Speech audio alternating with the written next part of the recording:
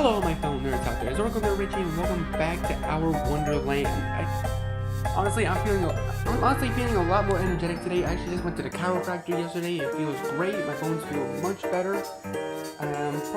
Probably gonna head back next week. But anyways, we're here in our Wonderland. We're gonna be continuing the story where we left off. I'm not sure how long I sit at the inn drinking. 1 hour, 2 hours. I started with a beer, but after I realized how full it's making me, I switch over to whiskey. The woman behind the counter just keeps bringing more, and I don't tell her no. I'm not a heavy drinker. In fact, I wouldn't call myself a drinker. I feel like occasional beer with friends, and sometimes when I'm in the mood, I'll buy myself a bottle of wine and have myself a little movie night. But I'm not normally one who enjoys that feeling of losing themselves to the drink. Now, however, something about the anger and frustration dancing around in my belly is making me crave it. That feeling of disconnect that grows with each passing drink. What's wrong with them? All of them. Why are they acting like this is some sort of game? I mean, that could mean that, well, it's either that they're being aware that they are indeed in a video game, or they're just thinking that Wonderland itself is a game. All they ever think about is themselves, and they don't care who they end up hurting along the way.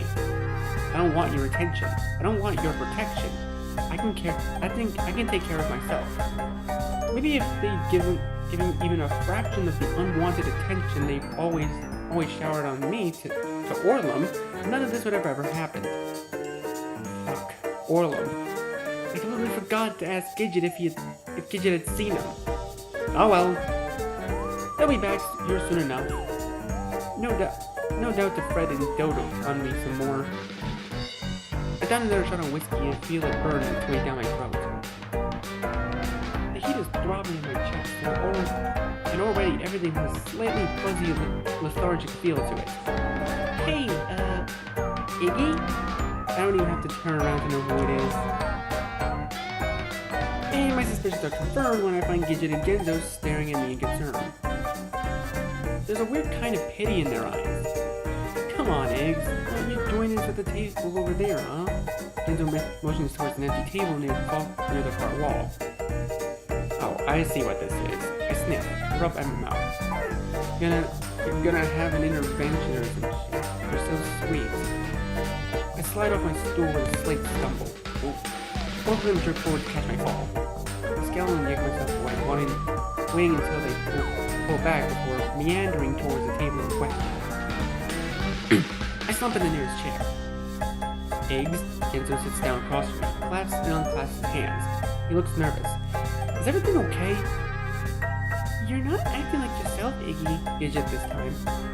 Like myself? What does that even mean? I rest my chin in my hand. You mean not going along with your little game of dress up? Maybe I don't want you dragging me around like some doll, huh? What are you... That's not even... Gidget's face goes red. And you, I turn again to this time, who sits back with a little start. Maybe I don't want to go along with all this little smart-ass comments anymore. Maybe I think you were an asshole all these years. Genzo's eyes twitches. He looks away, looks back, looks at the table. Which reminds me, I was actually meaning to ask. I continue turning back to Gidget. You haven't seen Orlam around here, have you? Fuck, I should have known that this was about that fucker. Genzo jolts back to his feet, hands coming down to hard on the table. It's Orlam this and Orlam that with you, isn't it? That little weasel doesn't deserve half of the energy you're putting in freaking out about him. I stand up to match him, enjoying the height advantage I have over him. Says the one who made him the way he is. What the hell did he ever do to you, huh? Genzo's face goes red, redder than I've ever seen. He bites down on his lips, tears of frustration glittering in the corners of his eyes. Maybe I don't need to tell you, huh? That's just between me and him. Just know that little fucker always has ways of getting exactly what he wants. And if you... Guys! Gidget's voice cuts him off right before his arms come between us. Just calm down, okay? Everyone's staring at us. throw a glance out into the inn, and I am met with a wide-eyed stares of the majority of its patrons. My face grows incredibly warm, and I drop quickly to my seat, tendrils of sweat weaving down the nape of my neck. Genzo follows suit. He tugs at the collar of his jacket and wipes his forehead. Thank you. Gidget sighs and takes her own seat. Fingers laced together atop the table. Fuck, I need a smoke. I see Genzo's fingers shaking it as he pulls out a carton of cigarettes and puts one between his lips. I'll be right back. Then he shoves his chair back and heads to the door. Gidget and I watch him leave in an awkward silence, hanging over the table. Anyway, she curls a lock of her hair behind her ear, all of a sudden acting shy. You wanted to know about Orlam? He's here. This brings the first layer of hope into my heart since stepping foot in this godforsaken place. Here? Oh, thank fucking God. I lean forward and grab Gidget's hands in a move that must completely take her back, because her eyes shoot wide open. Fuck, you don't know how worried I've been about him since yesterday. And he's, like, alright and everything. You doing okay? Gidget glances down between my grip and her own hand. Grip on her hands, and my close proximity to her face. Her cheeks go pink. Is he okay? I chuckle. Iggy, he's like in charge of everything. To be honest, I'm surprised you don't know yet. In charge of? This gives me pause, and I release my grip on Gidget to sit back to my chair, blinking. Yeah, he lives in a huge castle. It's just across the lake, actually.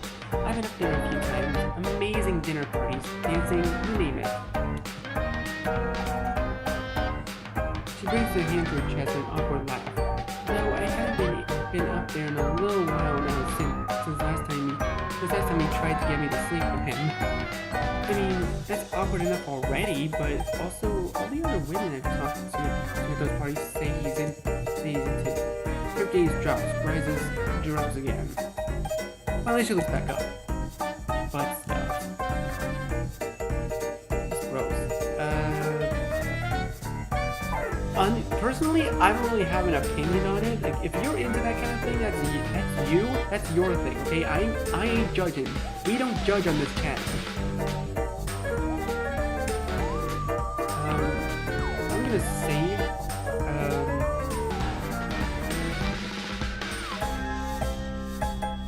I mean, aren't most guys, come on people, we live in a day and age where this is kind of one of the things some guys are into. I say some, okay? Not all. Okay, aren't most guys? I'm not sure if I say it to defend Orlam, or if I say it to someone with myself sound normal. You know, like I actually know what I'm talking about. But either way, I try to laugh off. Aren't most guys? I force a chuckle. Gidget looks away, then back. No, I mean like himself. Oh. Okay, see, if that's your thing, that's you, okay? Again, we don't judge on this channel. Then feel my cheeks heat at about 500 degrees. 1,000, like a 500 degree burning knife. Anyway, this conversation's getting too weird. But you guys should definitely go check it out. I'm sure he'd invite you to one of his parties. I'm sure it won't be quite so, awkward. A pause. Well, I guess I'm not so sure about him. She throws a nervous glance at the door. Seems like there's some, stuff going on between them. Tell me about it. I run a hand through my hair. I'm not sure if it was the argument or the embarrassment, or just the general awkwardness of this whole situation. But the comforting look has already started to wear off, leaving nothing but exhaustion in his wake. And now that I know that Orlam is okay, some of the anger also seems to have begun to recede. I'm scratching my neck, sweat soaking the grooves under my fingernails. Sorry, for snapping. I guess I was just what? I don't even know, to be honest. I'd just been overcome with so much anger I couldn't control. I threw a glance around this place. woke up here, I felt weird. Like all my emotions are heightened. I need to be careful. If even someone as easygoing as me could get lost in a little spark of anger like that, I can't even imagine what real fury could turn into. Or any other extreme emotion for that matter. Almost as if on cue, I feel a touch my skin on my hand. I jerk my head up to see Gidget's fingers curling softly around my wrist. It's okay, everyone's worked out. I understand. I smile. To be honest, I'm really happy to see you here, Iggy. I've been thinking about you a lot while I've been down here. I blink, press my lips together. You have? I mean, I guess I've had a lot of time to think. A lot. Very softly. About my life, about the things I want. Fortunately, at this moment, Gidget returns. His face is settled into a sallow sort of gray. And his eyes look dark and just slightly pink on the edges. Hey, sorry I took so long. He stops, however, when his gaze lands at the table. Or more specifically on Gidget's hand on mine. Oh. He looks up away towards the ceiling. His eyes tighten, making his face look as if it's even possible at this point, even more despondent. Shit, sorry. I pull my hand back, sticking between my legs as though wanting to hide it away. It's nothing, we were just talking. Pause. Gidget, said that Orlam's here. Oh? Yeah, I guess I'll, maybe try to go see him tomorrow. I see. It grows quiet again. So I cough and push my glasses up my nose. Maybe for now we call it a night though. I don't know about you guys, but I'm fucking exhausted. Yeah, I'm pretty beat too. That's not a bad idea. Gizzo takes his hat off, scratches his scalp. After a few more moments, we both turn to look at Gidget. She stares back blankly, then jumps. Oh, right, of course. They've got rooms that you can both stay in. Come on, well, let's just go ask Miss Graham. She stands up and begins making her way towards the back counter. Genzo and I shuffle along behind. Miss Graham, my friends were wondering if they could have some rooms for the night. Of course, dear, anything for the local goddess. The older woman said we were waiting for procuring 2 sets of keys. She just blushes. Thank you so much. And turns to us. Here you go. The rooms are just upstairs. You can find your room number on the key. I grab my key from Gidget. Thanks. This is really great. See you in the morning then? She nods with a smile. I'm just hoping she doesn't go crazy this time. Please just third time's a charm. Please don't go crazy this time. And I don't miss her gaze go pointedly towards the etched-in numbers on top of my key as it passes our hands. I palm it quickly. Yeah, thanks. Genzo takes his. Then both of us are trudging our way upstairs, coming off the landing in a quiet hallway lined with doors. We reach Genzo's first, and he runs towards it with a little sigh. I chew in the inside of my cheek. Hey, I'm sorry about downstairs, I finally say. It's alright. It's okay. He doesn't even turn to look at me, instead focusing on getting the shaky tip of his key into the lock. I watch him for a moment, then turn away once he gets it in and clicks open. Anyways, good night, I murmur as I start down the hall. It's about me and Orlam. I stop, turn, see him staring at the wood paneling of his door. When he finally glances towards me, his eyes are tight. He shakes his head, looks away. Never mind, get some sleep. I watch him push open his door and step inside. You too. The door shuts with a click. I sigh. And carry on to my own room, just a few doors down the hall. Here we are again. I'm just hoping Gidget doesn't go crazy this time. Please just do not go crazy this time. When I just twist the key in the lock and push open the door, I find myself in a cozy room outfitted with a bed, wardrobe, and desk. I step inside. Quiet. It's wonderfully quiet. I'm finally alone. I hadn't realized quite how much I needed this until right this moment. I could practically feel my chest unclenching itself muscle by muscle as I let out the longest breath of my life. I meandered towards the bed. It's decorated with a thick red quilt and crowned at the top by 2 fluffy-looking pillows. I sit down and feel the mattress curve delightfully beneath me, then take the opportunity to examine the room. The walls have been built with thick, rounded logs. It reminds me of the old cabin I stayed at during camp one summer. Rustic. My body is still relishing in the quiet. I kick off my shoes and swing my legs up onto the bed. God, it feels good to get off my feet. I let my eyes wander towards the ceiling with that white swath of nothingness I wish my brain would get lost in. Tomorrow I'll finally be able to see Orlam. To ascertain with my own eyes that he is in fact okay. That thought brings me some peace. As crazy as things are around here, at least I can latch onto that. He's like in charge of everything. Oh, that was Gidget's voice. Whoops. I curl my top lip upwards, stretching my toes inside of my socks. Orlam in charge of everything? It's a strange thought for sure.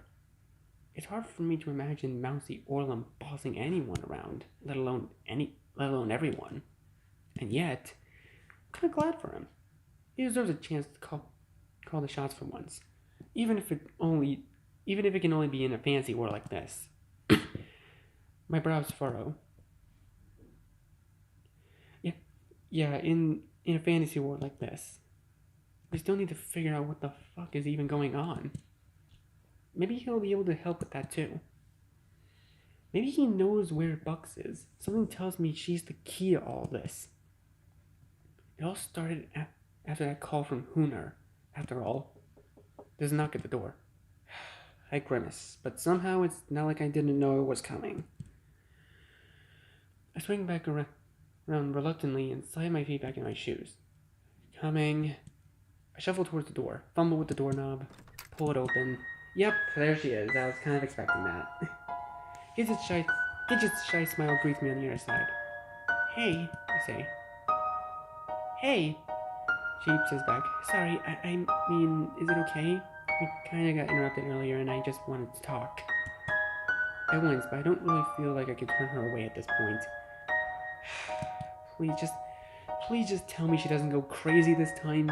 Please don't go crazy. I can't handle any more yandere moments. Sure, okay. I move to the side so she can come in. She walks to the middle of the room and looks around.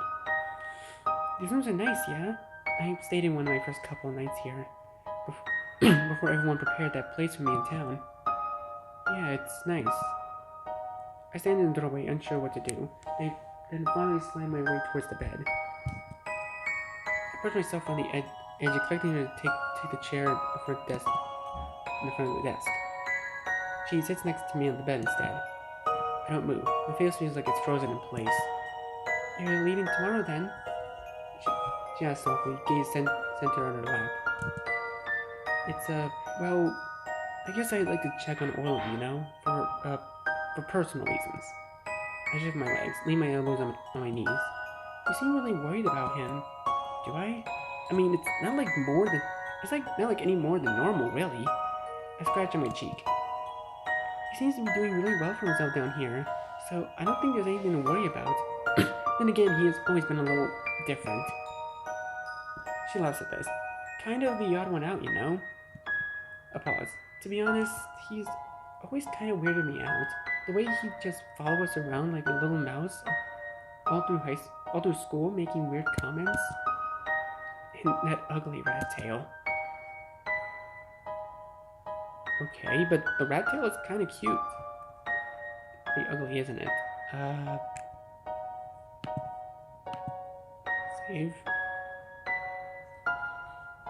Okay, but the rat tail is kind of cute.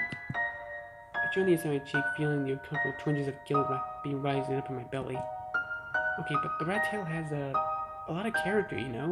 It's admittedly kind of cute. Cute? Oh, please, Ziggy. The 80s called Unwanted hairstyle back. Sorry, but to me, it just screams greasy slime ball.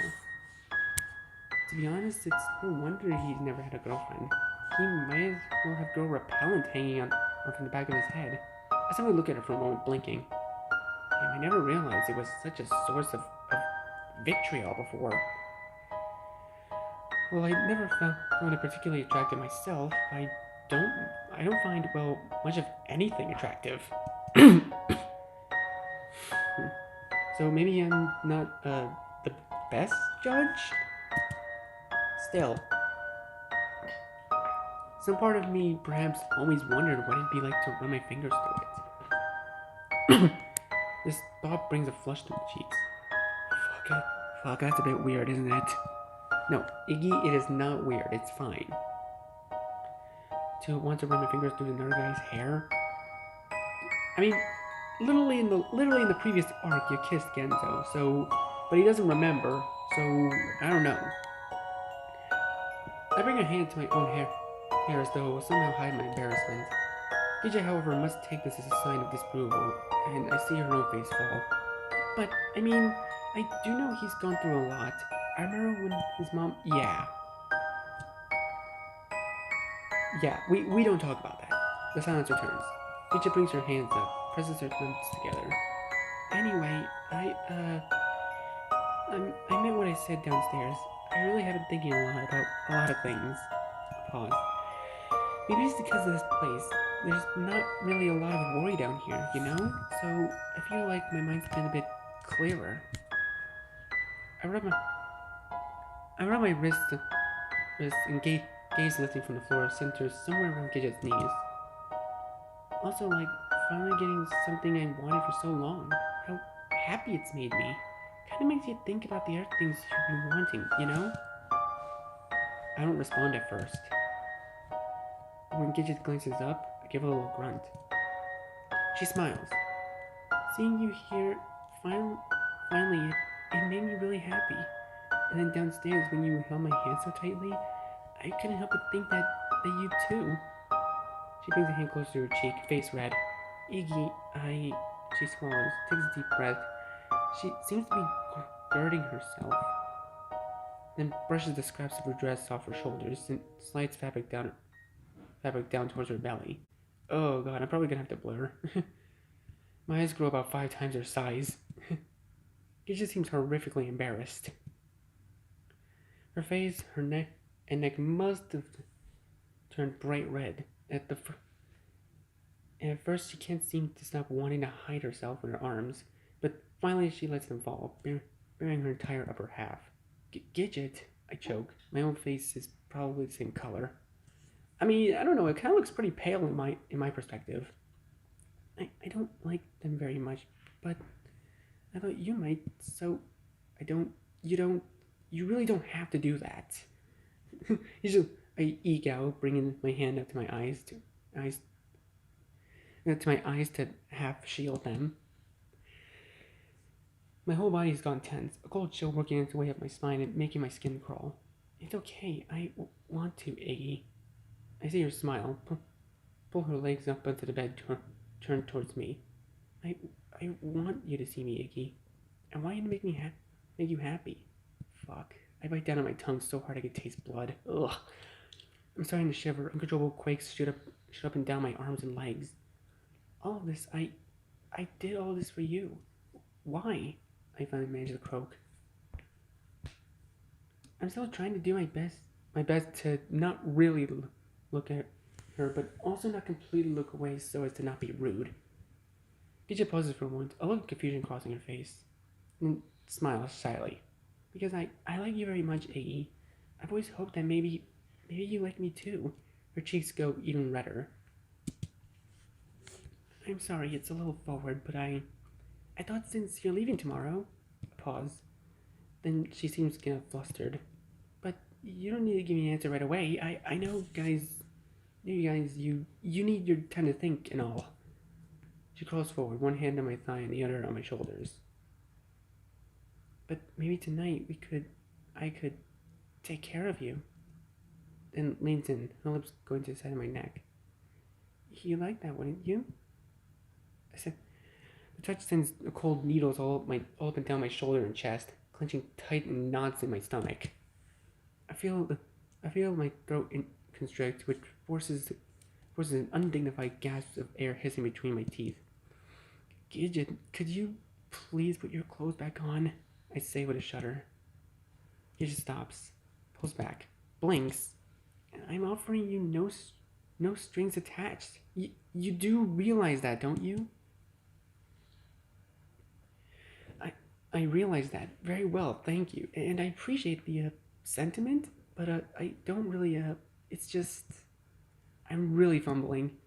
My whole back feels like it must be coated with sweat, and my fingers shake as I run them across my clammy forehead.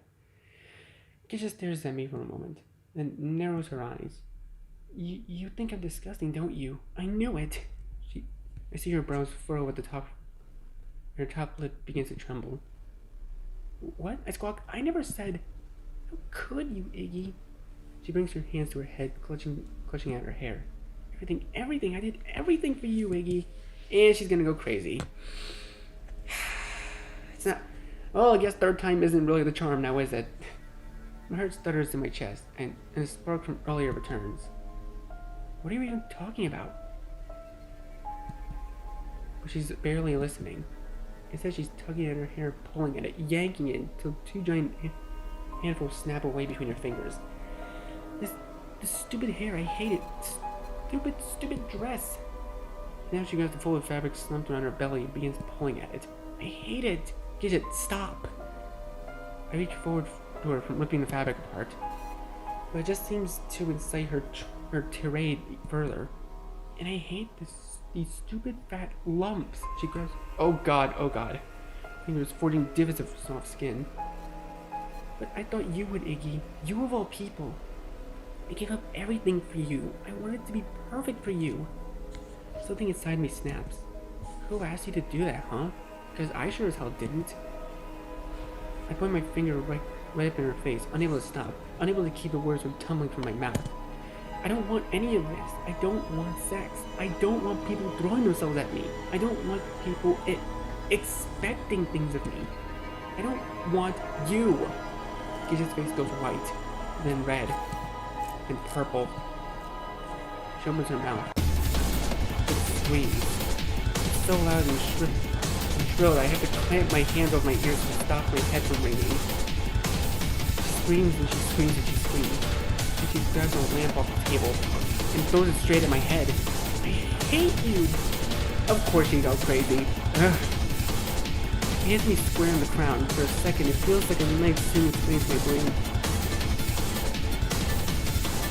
We hot stars flash across my eyes, and the point of impact pulses up and down in my skull. Fuck! I shout. I quickly filling up tears. She's already reaching for it again, climbing like a spider across the mattress towards the dented lamp. Through the warbled vision, I managed to kick it away, sending it flying across the room and cracking against the floor wall. That's my boy! Not a chance. I was scrambling off the bed, one hand still clutching at the back of my head. I raced for the door.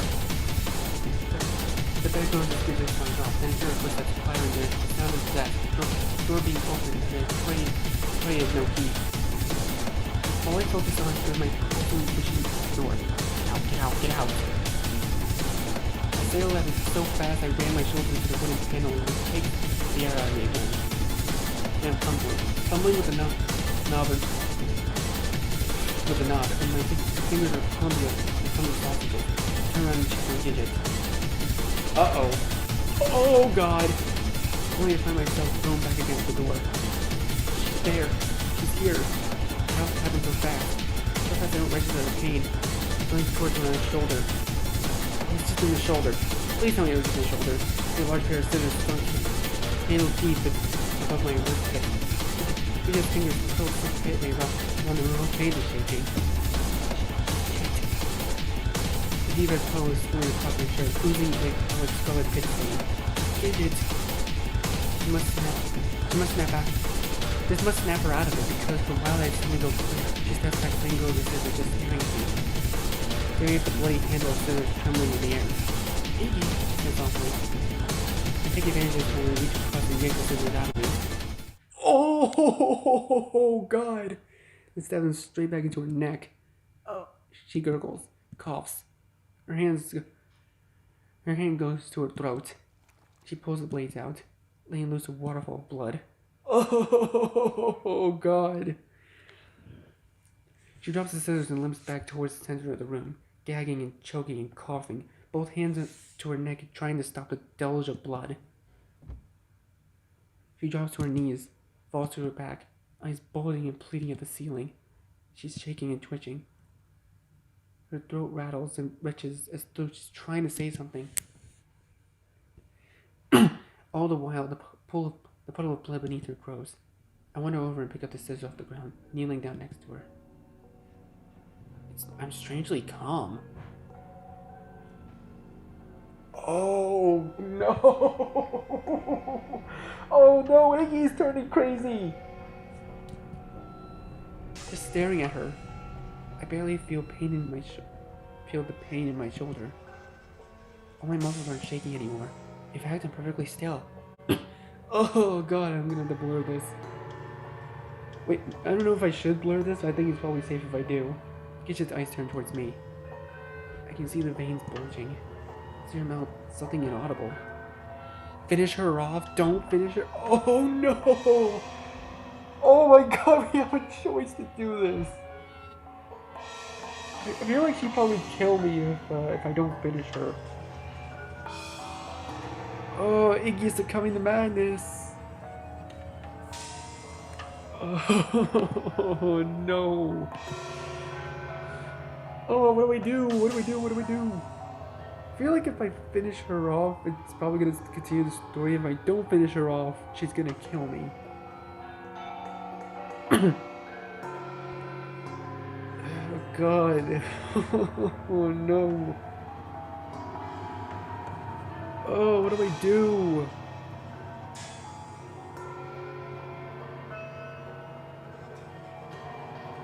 Wait. Honestly, a sane person would probably wouldn't let rage take over like that.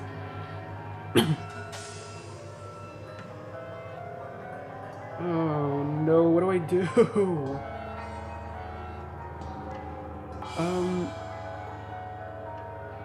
Okay, let's just see what happens if we don't finish her off. What's happens if we don't kill her? Something catches inside of me.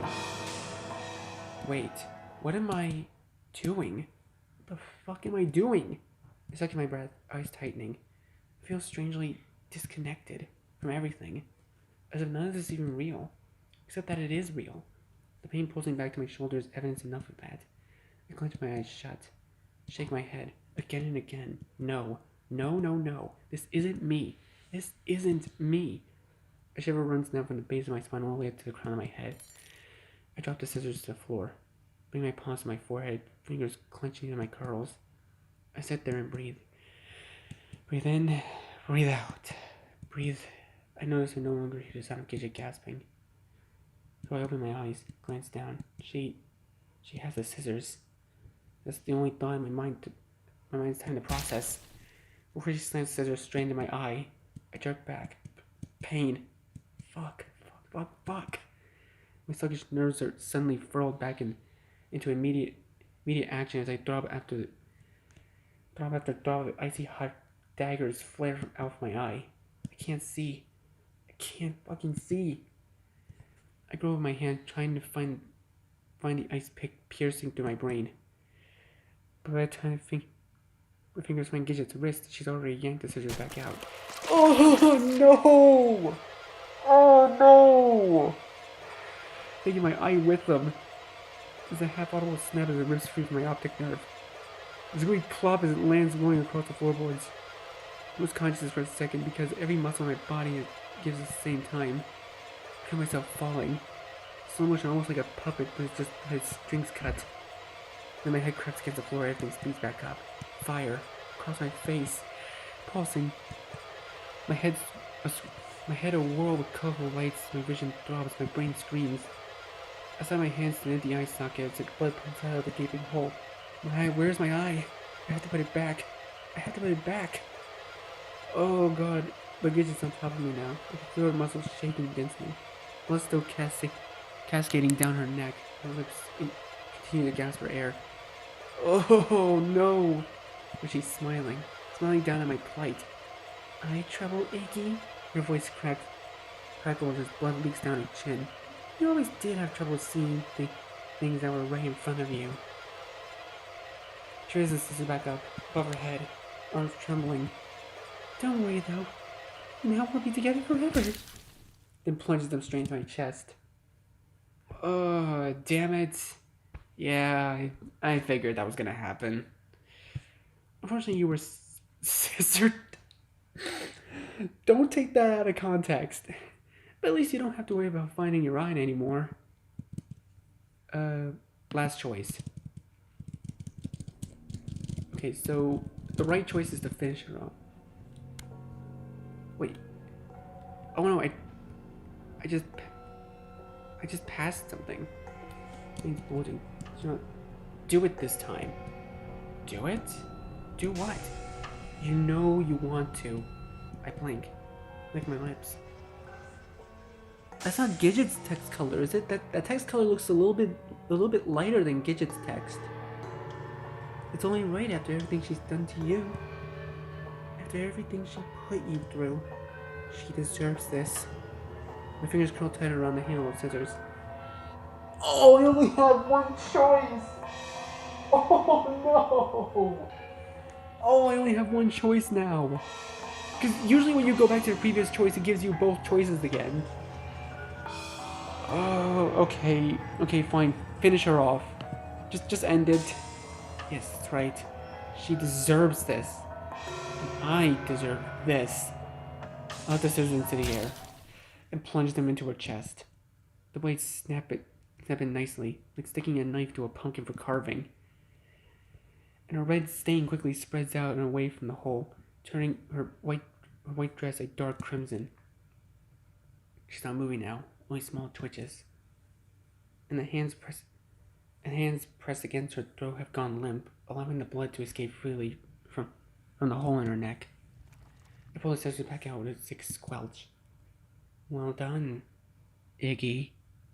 Who's talking to me, though? I smile. I stab him in again. Blood splatters up onto my hand and wrist. Now even the small twitches have stopped. She's completely still. I blink, let my hand fall away. Revolts of my own blood decorate the underside of my arm, mixing with the spray left behind from Gidget. It's a strange feeling. The room is so quiet now. So quiet I'm not even sure if I'm breathing. Then clunking footsteps outside, racing towards the door. It slams open. What the fuck? Gizzo's standing in the doorway. It's staring at us. I look towards him calmly, blood speckling my cheeks, my arms dark and glistening on my shirt. We had an argument. I finally say when Gizzo remains silent. You... Gizzo winces, brings a hand to his already sweaty face. But before either of us can do anything else, a sound of commotion downstairs interrupts our standoff. What now? Gizzo groans and darts back outside. He's there in a few moments. Then I see his eyes widen. He goes right back inside and slams the door behind him.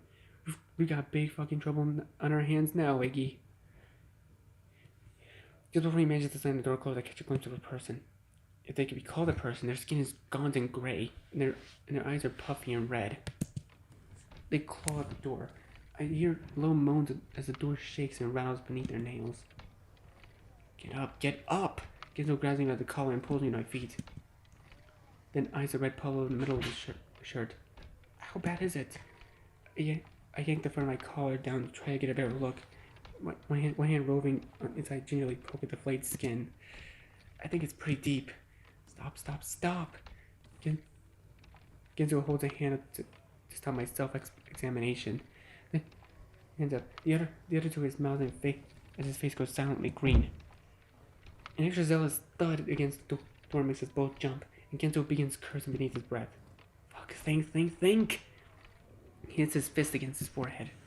I watch him for a moment, blinking, then wander towards Gidget, bending down to snatch the scissors from her chest. It would wander towards Gidget, my bad. Don't worry, I'll take care of him. I start from the door. The sound Gizzo makes would have been hilarious in the nearest situation, like a strangled, half gasp, half squawk. He leans towards me, engulfing my wrist in his palm and jerking me backwards. The fuck you will, he hisses. I'm sure the hell not gonna watch you get ripped apart by those things. Well, somebody's gotta do something. And I'm getting a little bit tired of you thinking I need to be protected with some cowardly rabbit. Genzo's face twists. That must have hurt. But I don't care. I'm getting sick of it. I turn back towards the door, only for it to come flying open with a horrifying slam that sends the door backwards and bouncing off the walls. Yep, it's the zombies again. The bodies come pouring in. There's so many of them. They crawl and lurch and moan like zombies. All of them with skin pulled taut across their bones and eyes sunken in pink.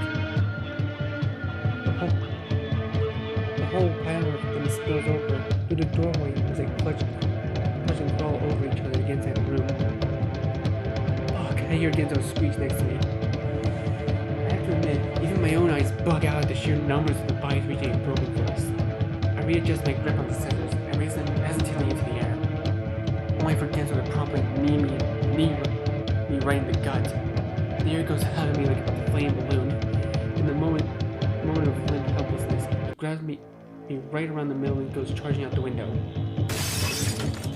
It's all I can do to cover my eyes before with a gut-rattling impact on my backside. Glass goes flying, splinters of wood go sailing, and the two of us go tumbling out through the shattered window pane and slam into the awning below. The combination of impact and weight must be too much for it. As not a second later, the whole thing buckles beneath us, we go clattering to the ground in a shower of boards and shingles. I lay there for a moment, waiting for my ears to stop ringing and my body to stop screaming.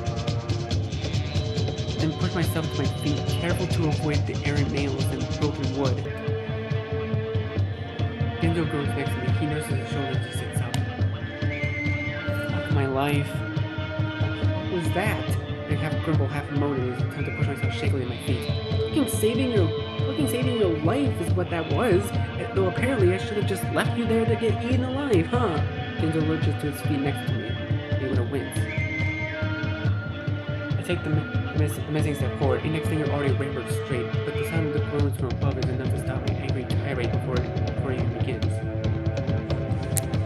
I glance up to see Gidget's rabid fans reaching and poking out through the window. Some of them already attempted to pull themselves out after us. The situation's not much better on the ground. Morgan faces appear around the corners and nearby buildings, limping and dragging themselves across the once cheery cobble. Damn it, I hiss. Fuck! Genzo brings his hands to his hat, gaze jumping furtively across our surroundings. His eyes sharpen. Come on, I have an idea. He takes off. I yelp at the sound of a body falling behind us and quickly follow. I'm not sure where we're going at first. Uh-oh. We're on a corner and Genzo jerks back as it the approach of another swarm of flying reaching hands. Other way! I quickly reroute the opposite road, circling around a set of buildings, just narrowly avoiding the convergence of two more paths. Then straight on back to the main road, groans, moans, and guttural screeches filling the air around us. Where are we going? I try to think back to earlier, when I left Gidget and Genzo at the streets, starting about then shrinking. Gidget had gone, then it comes to me. I'm not even sure how, it's somehow bubbling up recesses of my brain. See the expansive pier filled with bobbing boats of horizon of water. Flashes, so many flashes, cameras everywhere. I shake my head. We're going to the pier. No sooner had these thoughts cross my mind that we round in our bend, and the water appears. That blue one! Genzo shouts, pointing somewhere towards the left. Gidget's fans are everywhere now, spilling out of alleyways, falling from windows, splat against the ground. All of them lurching and reaching, bones creaking, eyes oozing. We race to the edge and I see the little sloop Genzo is referring to, its sail fluttering in the breeze. In! I don't even stop. It's like a flying leap off the side of the pier and land against one of the boat's seats. So hard I swear I lose consciousness for half a second. Genzo's right behind me, the boat sloshing in the water as he comes tumbling on board. Hands to my head, I push myself back up, Wait until my double vision receives and I can actually make out a pure body swimming our way.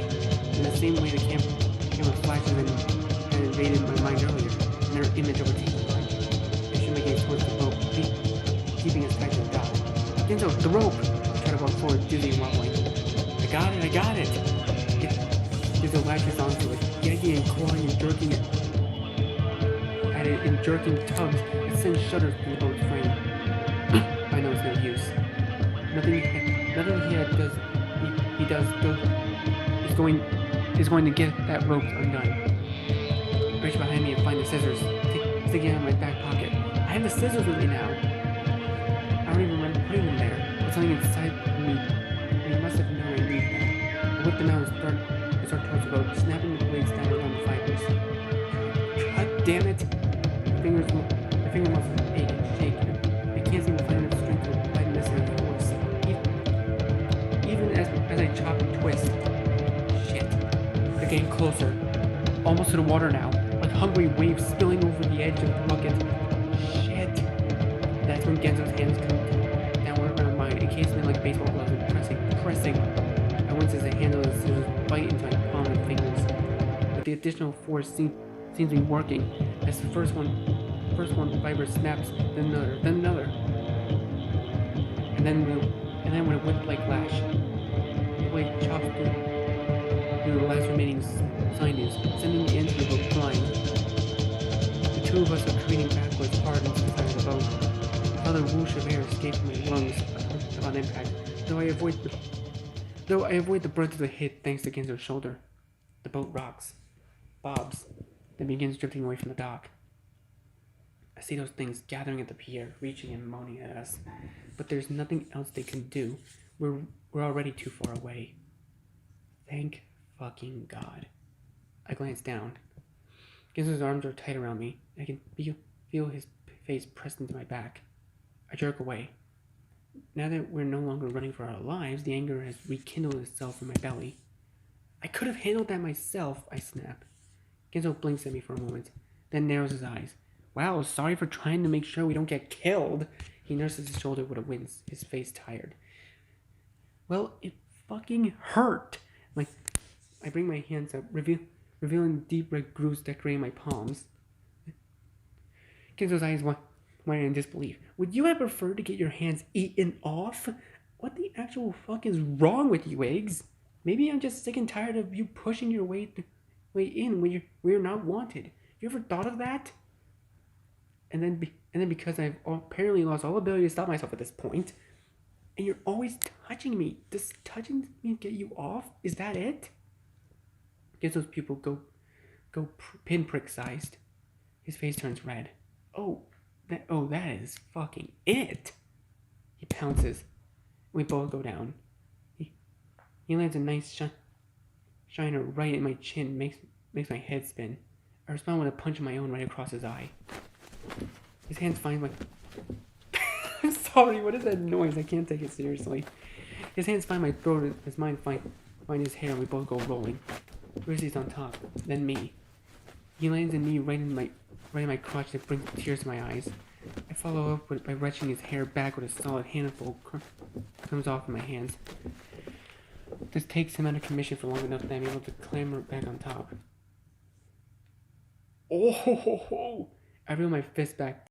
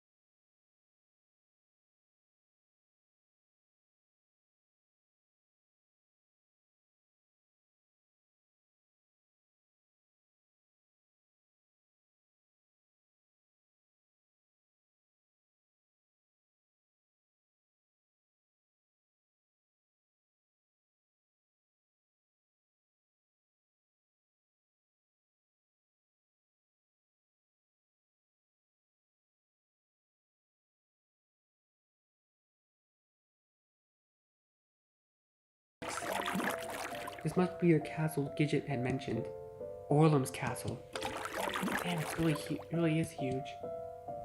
Something about the towering presence makes me feel incredibly small. There's a scraping rumble beneath us, and the boat slows to a stop. We've hit land. There's no dock or pier, instead the lake simply glides up against the bank, almost like some kind of grassy beach. We hop out of the boat into the ankle-deep water, dragging the rest of the way. My feet squish inside my shoes. It's getting pretty dark now, and I'm not too keen on walking around this place at night. We should get to the castle. Wait, you actually want to go to that place? Genzo blinks incredulously. Well, that's where we go. Gidget said Orlam lives there. Damn. I find myself waiting for Genzo to follow up with something smart, but he doesn't, instead letting it drift off in silence. Damn it, my keyboard broke.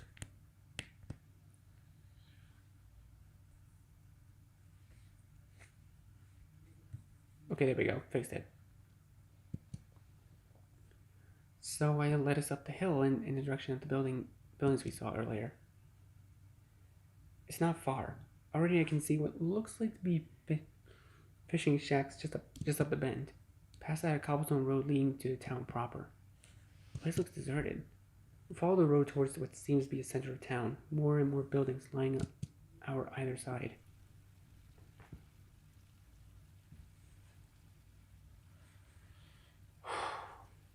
But even here, the paths remain empty, and the windows of the buildings are dark. The only sound is the fountain in the middle of the square, tinkling. I look left, right, searching down the neighboring streets. Besides me, Genzo has his hands shoved in his pockets and simply stands there, shuffling his feet. Fortunately, I can make out the castle on the horizon, even against the darkening sky. I toss a finger towards it. I guess we just keep going that way. Works for me.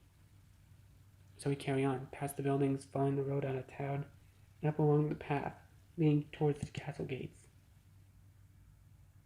I see what looks like twin guard posts come to view as we grow nearer. They sit on either side of the entrance that connects to the other side of the moat, and the castle gardens beyond it. 2 rabbit guards with spears appear to be manning them. Genzo comes to stop next to me. This suddenly seems like a really bad idea. You didn't think a castle would have guards? Oh. I feel my brow arc. Yeah, but not our friends, the homicidal rabbit fiends. Genzo's hands splay out in exasperated emphasis. My mind goes back to Gidget and what she said at the end. I guess Orlam commands them?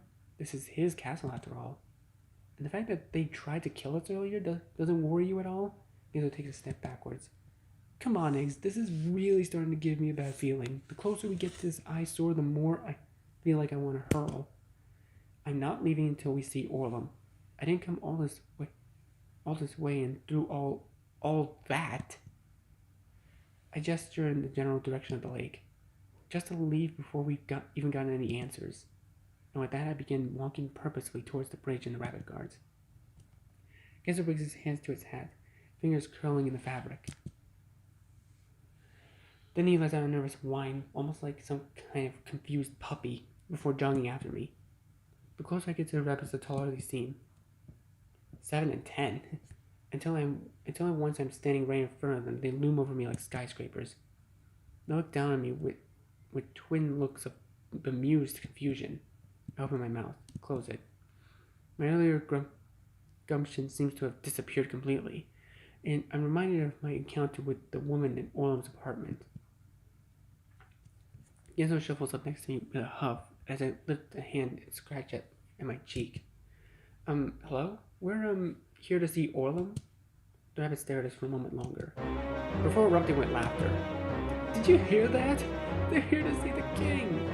Awfully ballsy for a couple of pipsqueaks. The one left leans over almost patronizingly. You think you can just waltz up here and get yourself an audience with the most powerful man in the land?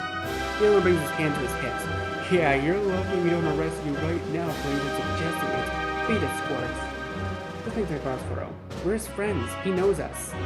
I feel like my fists start to clench in frustration. Oh, he knows you, does he? He knows everyone in this kingdom. He's the king after all. You must think pretty highly of yourself as His Royal Highness would ever speak to the disgusting little thing like you, let alone want to fraternize. The one emphasizes this with a sharp poke of the butt of his spear right in my stomach. I looked forward. Boom. Yeah, look at the homely little rat. The other one grabs the hunk of my hair, jerking my head upwards painfully. What is this? A walking corpse? The slop in the breakfast food throws has more light than this. The first time I grabbed Gidget by the collar and lifts in the air. And this one's been at the true too long. Both rabbits are up in the laughing fit. We're telling the truth. Just ask the overwhelming slime ball in there. But after holding my hair, gives another yank in my ice water, then pulls me in close, clicking his tongue against his teeth. It wastes his time? Nah, the close the old man's majesty is on his plate. The other rabbit begins looking against the open down, his nose twitching. I was going to suggest we toss him in the stalls, but no, it's something we keep him for ourselves. After all, there's no need to bother His Majesty with every obstacle we'll have to deal with. Not a bad idea, where His Majesty doesn't know it can't hurt him, and it's been a while since we had a treat. He's so close now, his breath fogging in my glasses, I can feel my heart picking up in my chest. And then the anger bubbling and frothing. I jerked forward, attempting to wrest myself free from the rabbit's grip, attempting to throw punches from the slick white armor. You let us go right fucking now. Do you hear me, you big furry galuga? Galuga? Really? Who says galuga? You big palooka? Oh damn, this one's feisty. I responded by lifting off the ground with my feet via my hair. I allowed an undignified squeak. The pain shoots straight down through my scalp like a knife, sending tears in my eyes and feet spinning useless. He watched me for a second my struggle. Yeah, I'm gonna enjoy this one. Been way too long since I got into play. Iggy! I hear Gidget's voice shake. Whoever holding in response, I give him a fierce shake and sends him head rocking. Don't worry, you get plenty of attention too. I have always liked the little meat of my toys. Fuck. I throw another useless punch. Another useless kick. My entire head feels like it's on fire and the tears are now dribbling freely down my cheeks. What's all this commotion at the gate? What's going on down there? A sagging voice suddenly points in the air. The rabbits drop us instantly and jump to attention. Neither one of them moves, simply eyeing each other nervously. Finally, one of them answer it. Why do I have to be the one to... Are you even listening to me? I asked what's going on.